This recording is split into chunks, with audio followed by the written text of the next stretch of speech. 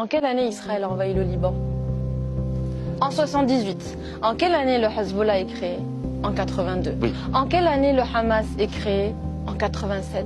En quelle année l'injustice du peuple palestinien commence? En 1948. Vous avez des déclarations qui ont été publiées par des médias israéliens de Benjamin Netanyahou et de ses amis, notamment Smotrich. Smotrich, à la télé israélienne, il dit le Hamas est un allié. L'autorité palestinienne qui a embrassé la voie diplomatique est un fardeau. Donc quand vous dites que Netanyahou a gagné, il a gagné sur quoi exactement? Parce que Netanyahou fait partie de ceux qui ont nourri le Hamas, qui ont entretenu justement le développement du Hamas pour diviser l'autorité palestinienne. Donc ça, c'est une réalité qu'il faut resituer. Avant de parler de paix, il faut parler de justice. Moi, j'appartiens à une génération qui ne supporte pas cette langue de bois. On a besoin de justice. Mais je ne parle pas de vous. On a besoin de justice.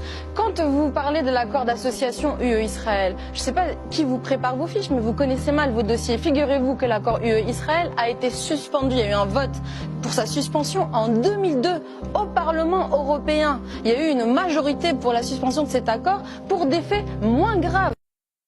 Au passage, Rima Hassan qui a été relaxée de tout soupçon avec des mensonges qui ont été faits sur une soi-disant possession de substances illicites. Donc déjà, il faudrait remettre ça un petit peu dans l'ordre parce que bon, vu que les médias, vous aimez bien tomber sur les gens qui aujourd'hui sont contre Israël et défendent la Palestine parce que c'est un petit peu honteux le traitement qui est fait à Rima Hassan. Elle au moins, elle connaît son sujet, elle sait de quoi elle parle parce que les 3/4 en fait qui commentent dans les médias en France sont tous des pro-israéliens et ne connaissent absolument rien au dossier.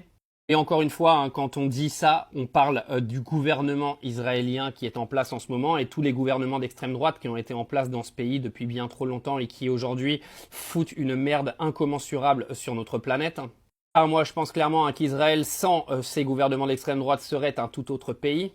En tout cas, moi, je voulais apporter toute ma force à Rima Hassan parce que j'en entends de tous les côtés sur Rima Hassan. C'est vrai que quand on est un petit peu loin de la politique, quand on est un petit peu loin de l'info, on se dit ah ouais cette meuf là, voilà, nanana, nanana, elle vous fait chier tout simplement parce qu'elle n'est pas française comme vous aimeriez qu'elle soit française, qu'elle défend aujourd'hui un pays que tout le monde se fout.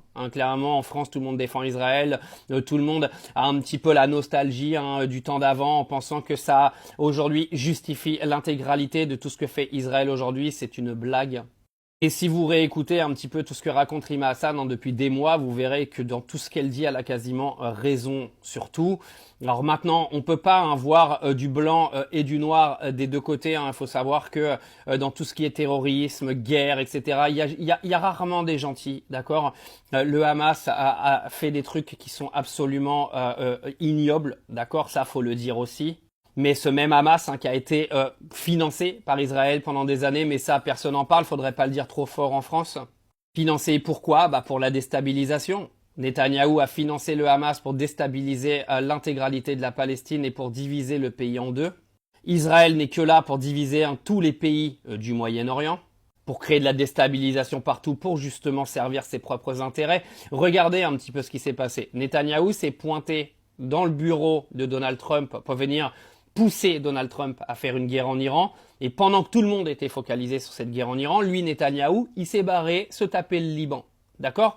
C'est comme ça qu'il fonctionne Israël. C'est comme ça que fonctionne Benjamin Netanyahou. Et il a toujours fonctionné comme ça. Ça divise, ça déstabilise, ça détourne l'attention et ça fait des génocides. Ce soir, Bloomberg qui rapporte que les États-Unis auraient utilisé presque la totalité de leur stock de missiles de croisière furtifs JASM, c'est ça qu'on appelle ça comme ça, les JASM contre l'Iran, en puisant même dans les réserves allouées à d'autres opérations telles que celle d'un éventuel conflit avec la Chine. Sur 2300 au total avant la guerre, seulement 425 resteraient maintenant. À ce rythme-là, non, ils peuvent pas tenir. C'est aussi ballot que ça. Ils ont tiré 800 Tomahawks sur un stock de 3000, par exemple, et ils en achètent 110 cette année. En missiles de défense solaire, ils ont consommé 3 à 4 ans de production. L'Iran n'a pas plié. À mon avis, l'Iran va les enfumer dans les négociations, etc. Bon, le régime est toujours là et il tire toujours. J'ai regardé les chiffres pour avant-hier. Ils ont tiré en gros 150 objets, missiles ou drones, en direction des pays du Golfe. 150 avant-hier. Général iranien. Pour finir sur la position américaine, ce que Trump a réussi à faire, c'est briser le mythe de la toute-puissance militaire américaine. C'est fini. Le mythe de la toute-puissance américaine est mort. Le résultat, c'est que, grâce à Trump, On sait que le long siècle américain, commencé en 1918, s'arrête en 2026. Ils sont convaincus d'avoir gagné, les Iraniens. Et je leur donne raison. Je pense que les Iraniens ont gagné. En temps de guerre, la première victime, c'est la vérité. Étonnant d'entendre Trump affirmer que l'Iran a suppléé pour un cessez-le-feu, alors qu'en réalité, c'est Téhéran qui impose aujourd'hui ses conditions via le Pakistan pour rester dans ces négociations. Et si Washington refuse, il se retire simplement. Étonnant d'entendre Donald Trump affirmer qu'il peut ouvrir le détroit, alors que depuis 41 jours, il ne fait que bombarder et menacer, et pourtant, le détroit reste toujours sous contrôle iranien. Étonnant aussi qu'on vous parle d'un Iran déjà tombé, alors même qu'aucune troupe américaine n'a pu être déployée à Téhéran et que même le passage naval dans le détroit reste sous contrôle iranien avec péage. L'Iran est avant tout une puissance fondée sur les missiles. Sa marine reste limitée, son aviation manque de modernité et ses blindés sont en grande partie dépassés, mais c'est pourquoi sa stratégie militaire repose largement sur les missiles et les drones, qui constituent le cœur même de sa capacité de dissuasion depuis 30 à 40 ans. Les Occidentaux ne s'attendaient pas à une guerre qui s'étire sur 40 jours. Personne n'avait anticipé une riposte visant les pays du Golfe, ni la fermeture du détroit d'Ormuz. Cette guerre est un échec. Trump va bombarder. Et alors ? Ça ne changera rien. Ils ne comprennent toujours pas l'Iran et comment leurs dirigeants fonctionnent, encore moins leur mentalité. Alerte info du 12 avril qui vient de tomber, les Américains repartent du Pakistan sans aucun accord avec l'Iran. Donc la guerre va repartir, les amis. Alors J.D. Vance vient de nous annoncer qu'aucun accord n'a été trouvé entre les Américains et les Iraniens. Il y a trop de désaccords, aucun accord ne sera trouvé et J.D. Vance est venu expliquer que c'était dommageable pour l'Iran. Donc ce cessez-le-feu, parce que ils appellent ça un cessez-le-feu, mais quand on voit qu'Israël est encore en train de tuer des Libanais, on n'est absolument pas sur un cessez-le-feu, va prendre fin très vite, sachant qu'il n'y a aucun accord et qu'apparemment les discussions sont complètement dramatiques des deux côtés. C'est-à-dire que l'Iran ne fera aucun effort, les Américains apparemment ne veulent pas en faire non plus. C'est là qu'on voit, quand Trump vient nous raconter qu'il est en train de gagner la guerre, qu'il gagne absolument rien, parce que les Iraniens ne se mettront pas à genoux devant les Américains.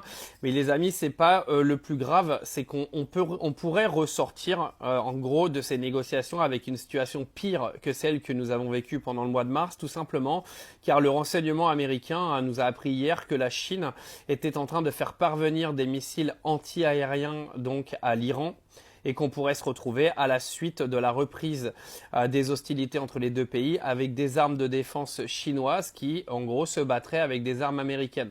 Donald Trump a prévenu que si la Chine se permettait de faire ça, que ça allait très très mal se passer pour la Chine. Je pense que les Chinois ont très peur, vu l'énorme résultat que déjà les Américains ont eu avec l'Iran. J'aimerais bien les voir se fight directement avec la Chine. Donc ça, c'est pour les informations, l'information principale du 12 avril. Donc sachez que là, il n'y a aucun accord, qu'on est carrément dans un cul-de-sac. Là, on voit que même les discussions n'avancent absolument pas. Les Américains sont venus raconter hier que le détroit d'Ormuz avait été rouvert partiellement, ce qui a été complètement démenti par l'Iran. L'Iran, de son côté, est venu nous expliquer que des avoirs qui avaient été gelés avaient été débloqués, démentis par Washington directement derrière. Donc en gros, il y a de l'intox des deux côtés. En tout cas, on n'avance pas, et qui dit qu'on n'avance pas veut dire qu'il y a encore des gens qui vont mourir derrière, que ce soit des Libanais, que ce soit des Iraniens, des gens qui n'ont rien demandé à personne, parce que là, à mon avis, on est reparti de plus belle dans cette guerre. Je pense que le cessez-le-feu de 15 jours va vite s'estomper, les amis. Encore une fois, je dis cessez-le-feu, mais il n'y en a jamais eu. Ils se sont juste laissé un petit temps de répit entre les deux pays, où le Liban n'a absolument pas été invité dans la fin de ces hostilités de guerre. Et j'ai quand même l'impression qu'on n'est pas au bout de nos surprises. Là, on est dimanche. Demain, va y avoir une ouverture, encore une fois, des marchés avec un prix du pétrole qui risque de bondir, sachant que là, J.D. Vance, il est rentré aux États-Unis, ce qui fait que les négociations, pour l'instant, elles sont complètement interrompues. Ils annoncent qu'ils reprendront des négociations, mais ils savent pas quand. Donc bon, écoutez, on verra bien quand est-ce que ça reprendra. En tout cas, ce qui est sûr, c'est qu'à mon avis, ça va se refoutre sur la gueule dans les jours qui viennent. Et que cette guerre, qui a été complètement provoquée par les Américains, pourrait encore durer plusieurs mois à ce rythme-là. Donald Trump lance une opération de déminage du détroit. Mais depuis quand l'Iran aurait miné le détroit? Et surtout, avec quel dragueur de mines américain? Parce que la marine américaine a retiré ses 4 derniers dragueurs de mines spécialisés du Golfe. Aujourd'hui, les États-Unis n'ont pratiquement plus de moyens directs pour déminer ou sécuriser un détroit de force. C'est d'ailleurs pour cela que Trump demande aux pays européens de prendre le relais sur ce type de mission. Je ne comprends pas les médias français. Ils font des émissions sur ce sujet alors qu'ils savent très bien que les derniers dragueurs de mines américains ont quitté le Moyen-Orient avant la guerre et ne sont plus opérationnels dans la région. Mais il y a aussi une autre réalité derrière cette histoire. L'état actuel des capacités américaines en matière de déminage est préoccupant. Depuis la guerre de Corée, où les mines ennemies avaient causé près de 70% des pertes de la marine américaine et coulé plusieurs navires de guerre, ce domaine est resté un point sensible et stratégique pour eux. En 1991, plusieurs rapports américains soulignaient la détérioration des capacités de la marine en matière de lutte contre les mines. Ils n'ont plus jamais investi dans ce secteur. Je n'arrive pas à croire que Donald Trump affirme qu'il est en train de déminer le détroit et que certains le prennent au sérieux. Mais les trolls, calmez-vous. Personne ne peut forcer le passage du détroit d'Ormuz. Personne. L'Iran maintient un contrôle total sur ce détroit. Le reste n'est que pure propagande. Depuis un peu plus d'un mois, la télévision chinoise ne se prive pas de railler les déboires du rival américain en Iran. Le vernis de l'hégémonie américaine semble avoir été arraché. Leur guerre a produit l'effet inverse de ce qu'ils recherchaient. Le prix de l'essence aux États-Unis a atteint des niveaux jamais vus depuis des décennies. C'est une hausse absolument dingue. On n'a jamais vu ça depuis les chocs pétroliers des années 70. Xi Jinping ne s'est pas exprimé sur le conflit en cours. Manière de laisser Donald Trump s'embourber, comme le pense le magazine The Economist, citant Napoléon. N'interrompez jamais votre ennemi qui est en train de faire une erreur. L'économie chinoise paie en tout cas un tribut moins lourd qu'attendu à la crise. Certains de ces navires sont autorisés par l'Iran à traverser le détroit d'Ormuz. 3 navires chinois ont récemment transité par le détroit. Nous exprimons notre gratitude aux parties concernées pour l'assistance qu'elles ont apportée. La Chine a aussi mieux amorti qu'en Occident les conséquences du choc pétrolier qu'elle avait anticipé. Pékin a accéléré ses achats et mis de côté l'équivalent de 4 mois d'importation d'or noir, tout en continuant à recevoir du pétrole russe grâce au contrat conclu de longue date avec son allié Vladimir Poutine. La Russie est prête à fournir à l'économie, aux entreprises et aux villes chinoises de l'énergie, de la lumière et de la chaleur propre et abordable de manière ininterrompue et fiable. Il y a bien eu des ruées à la pompe après la fermeture du détroit d'Ormuz, mais dans une économie contrôlée par l'État, le prix des carburants ne s'est pas envolé. Plus 10 centimes le litre pour l'essence, plus 12 centimes pour le gasoil. Et l'économie chinoise peut aussi s'appuyer sur d'autres sources d'énergie. Outre le charbon toujours prédominant, 30% de l'énergie consommée en Chine est désormais électrique, fruit d'investissements massifs dans le nucléaire, l'éolien ou le solaire, vanté par les médias officiels.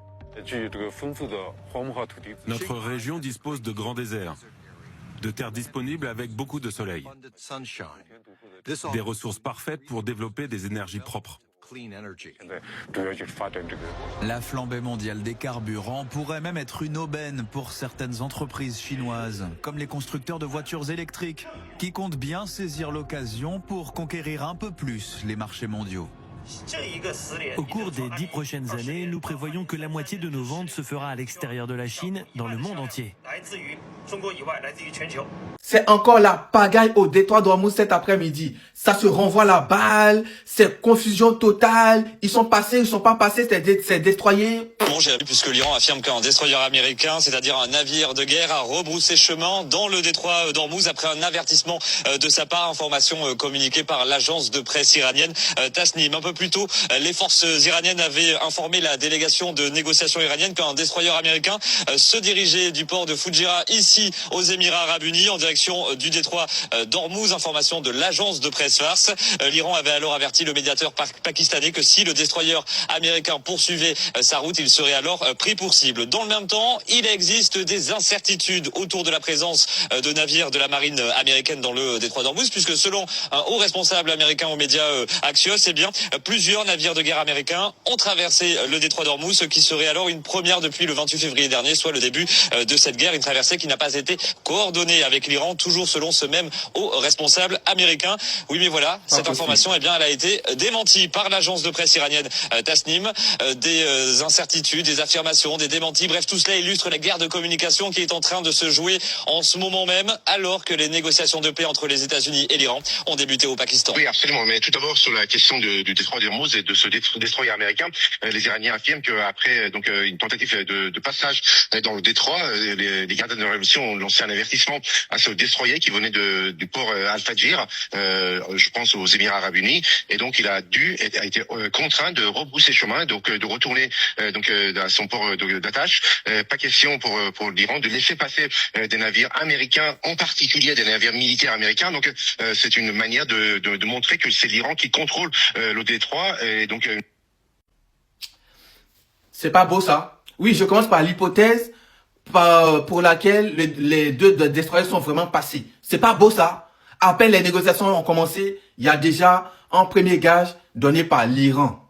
Je suis sûr que c'est Divers qui a demandé, allez, prouvez-nous que des bateaux peuvent passer, pas forcément dans votre couloir, mais au milieu.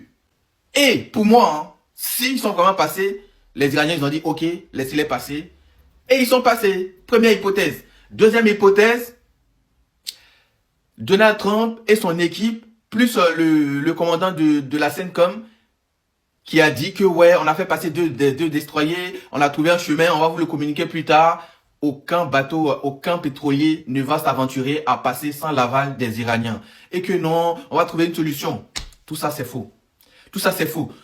Si les Iraniens n'ont pas donné l'accord, aucun bateau ne peut passer là. C'est juste encore une stratégie, un stratagème pour que les prix, voilà, ça continue à flamber, que les prix descendent un peu. Les gens vont se dire, ah bah finalement ils ont trouvé une solution, on va pas aller payer des millions du côté iranien pour passer. Donc ça va être, tout ça en fait c'est des jeux de communication depuis que la guerre, enfin, depuis que le cessez-le-feu est là, on voit pas les bombardements et tout, c'est un jeu de communication. Moi perso, je pense que les deux destroyers, ils sont passés. Pourquoi je pense qu'ils sont passés? Je pense que c'est le premier gage que les Iraniens ont donné aux Américains pour pouvoir commencer, pour dire, vous pouvez nous faire confiance. Et puis maintenant, on commence la négociation. De toute façon, ces négociations, en fait, les Iraniens, ils vont obtenir tout. Et en contrepartie, on va ouvrir les détroits d'Ormuz. Ouvrir, soit de notre côté, et ça sera payant. Et encore, si J.D. Vance leur dit, non, ça ne sera pas payant, il faut qu'ils passent au milieu, ils vont encore demander autre chose. C'est juste un gage que les Iraniens, ils ont donné. Le détroit d'Ormuz n'est pas ouvert. Même si j'aimerais que ça soit ouvert et qu'en contrepartie, les Iraniens, on les laisse tranquilles. Pour l'instant, c'est pas ouvert. Pour moi, c'est un gage que les Iraniens, ils ont donné. Les destroyers sont passés, peut-être, apparemment, j'ai pas la confirmation, puisque les agences de presse iraniennes ont démenti et que apparemment, les gardiens de la révolution, ils ont dit aux deux destroyers, retournez là d'où vous venez, et ils ont rebroussé chemin, chacun a sa version. Mais j'aimerais garder la version comme quoi ils sont passés avec le gage des Iraniens qui sont en train de négocier actuellement. Pour ceux qui pensent que ils sont passés par la force parce qu'ils sont trop forts, vous avez zéro chance d'avoir raison. Les Iraniens vont jamais laisser un bateau passer sans leur accord. Je vois une minorité de Congolais qui soutiennent et idéalisent les États-Unis et Israël dans leur confrontation avec l'Iran. Les États-Unis ont joué un rôle central dans le drame congolais. Mesdames et messieurs, ce que vous vivez est un schéma géopolitique froid, calculé et violent, mis en place depuis Washington dès les années 90 pour contrôler et piller vos minerais stratégiques tout en dissimulant cette opération derrière le drame du génocide rwandais. Les documents liés à la CIA, à la Maison-Blanche et au Pentagone montrent qu'au cœur du chaos rwandais, certains comme Washington ont vu une opportunité en or. Affaiblir puis démanteler le Zaïre, un État francophone jugé trop riche, trop stratégique et trop indépendant sous Mobutu. Les réfugiés Hutus ont servi de paravent. Repoussés vers le Zaïre, ils sont éliminés en silence, tandis qu'en parallèle, les forces rwandaises et ougandaises, avec le soutien tacite des États-Unis, déclenchent l'opération AFDL pour faire tomber Mobutu. Ils vous ont ouvert une période de guerre successive. Ces conflits ont fait plus de 10 millions de morts et plongé votre pays dans une instabilité chronique. Pourquoi les sanctions ont-elles toujours été sélectives contre le M23, sans jamais viser réellement le Rwanda? Vous croyez à une terre bénie ailleurs, alors que votre propre sous-sol contient tout pour faire du Congo un paradis et une puissance inégalée sur terre. C'est incroyable. Aujourd'hui, en 2026, avec les accords bidons de Washington, les Américains ne négocient pas votre paix. Ils habillent le pillage avec des mots polis. Ce qu'ils appellent stabilisation, c'est l'officialisation du vol de vos ressources. Les États-Unis ne sont pas des arbitres. Ce sont des architectes d'un système qui a fait du Congo une terre de sacrifice. Depuis l'indépendance, rien n'a été pardonné, ni la souveraineté, ni la richesse, ni la possibilité d'échapper à leur contrôle. Votre pays est resté enfermé dans une logique d'exploitation au profit d'un bloc minier anglo-saxon qui prospère sur le chaos. Et pendant ce temps, tu vois une minorité de Congolais qui, au nom de la religion, présentent l'Iran comme une force du mal, tout en voyant Israël et les États-Unis comme des sauveurs. Vous critiquez l'Iran, un pays qui, lui, assume un rapport de force pour défendre sa souveraineté. Mais vous, cette minorité de Congolais, vous vous battez pour quoi au juste? Des cartes de séjour? Des permis de travail, la nationalité, le confort d'exister dans le système de ceux-là même qui profitent de votre affaiblissement, de votre chaos, de votre instabilité, ceux-là même qui vous pillent? Vous vous battez pour quoi au juste? Qu'est-ce que regarde la Chine?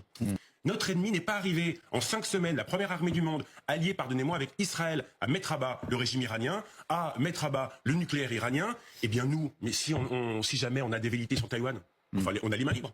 C'est la fin de l'hyperpuissance américaine. C'est extrêmement important sur les équilibres du blog. L'hyperpuissance américaine, c'est terminé. Il rentre à la maison, il rentre ici. Oui, ici, oui. Et du coup, la Chine a les mains libres sur Taïwan, et Poutine se dit, franchement, en Ukraine, ça fait mes affaires. C'est la fin du monde. C'est la fin du monde. C'est la fin des démocraties. C'est la fin du droit. Est-ce que c'est la fin du droit? Est-ce que c'est la fin du droit? La question, elle est là. Est-ce que c'est la fin du droit dans le monde?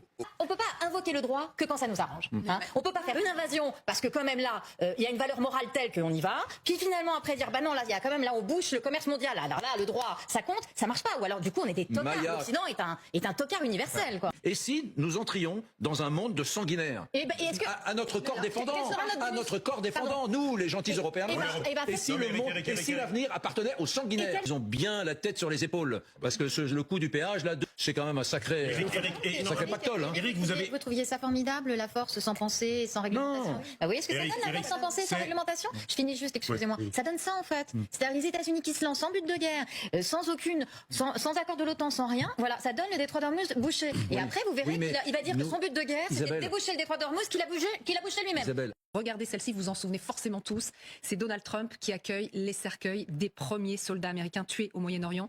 6 militaires tués au Koweït au 2e jour de la guerre. Il y avait une sorte de storytelling, d'histoire officielle. Le Pentagone avait un compte rendu effectivement de ce qui s'était passé précisément. Sauf qu'on apprend aujourd'hui que c'est pas tout à fait ce qui s'est passé, comme l'administration Trump avait voulu nous le faire croire. Il y a des soldats qui étaient présents ce jour-là dans cette base, qui témoignent et qui disent qu'ils n'étaient absolument pas préparés. Exactement, ce sont des révélations de nos confrères de CBS News qui ont pu s'entretenir avec plusieurs soldats qui ont donc survécu à cette attaque au Koweït et leur version est effectivement très différente de celle du Pentagone.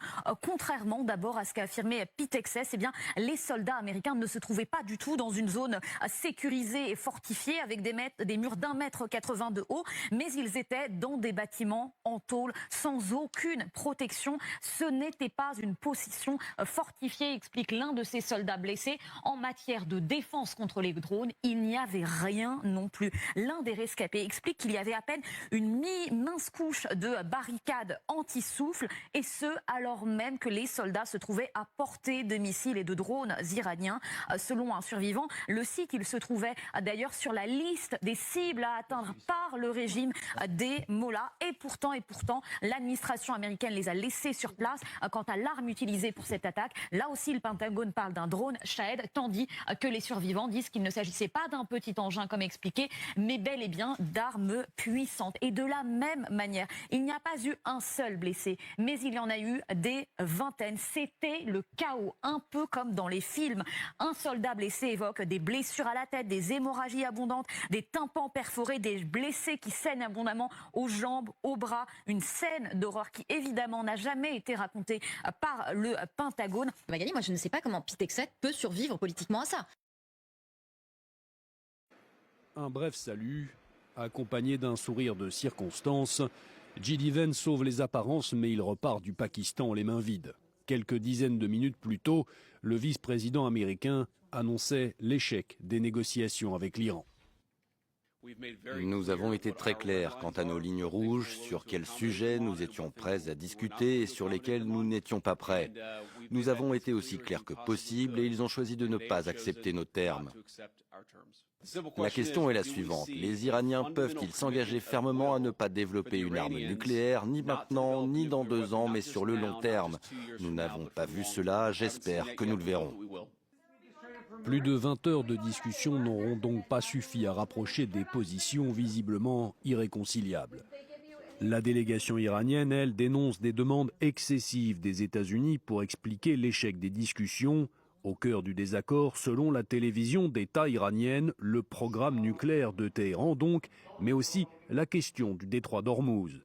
Le régime voudrait s'en assurer le contrôle et établir un droit de péage pour le passage des navires. Pour l'heure, aucune autre négociation ne sont prévues entre les deux délégations. J.D. Vance a lui laissé entendre qu'il laissait du temps à l'Iran pour examiner l'offre des États-Unis.